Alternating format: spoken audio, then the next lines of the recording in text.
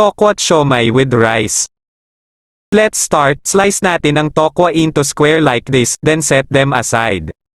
Next, magpainit ng mantika sa kawali at set natin ang apoy into medium heat. Once na mainit na ang mantika, ilagay na ang mga siomai at pirituhin ang mga ito until they turn into golden brown in color, then ilagay natin sa strainer para maalis ang excess oil at itabi. Next, sunod na natin pirituhin ang mga tokwa on both sides. Guys, bale papalutungin lang natin ang mga ito. Pag nag golden brown na ang color at crispy na ang mga tokwa, ilagay na sa strainer para maalis ang excess oil ng mga ito. After that, hiwain na ang mga siomai into small pieces at itabi. At isunod na natin hiwain ang mga tokwa into small cubes. Guys, kayo na ang bahala kung gaanong kalaki ang gusto nyong hiwa sa tokwa. Ilagay na natin ang mga na-slice na siomai sa mixing bowl, at sunod na rin natin ilagay ang mga na-slice na tokwa. Next, ilagay ang 3 pieces of red minced onions.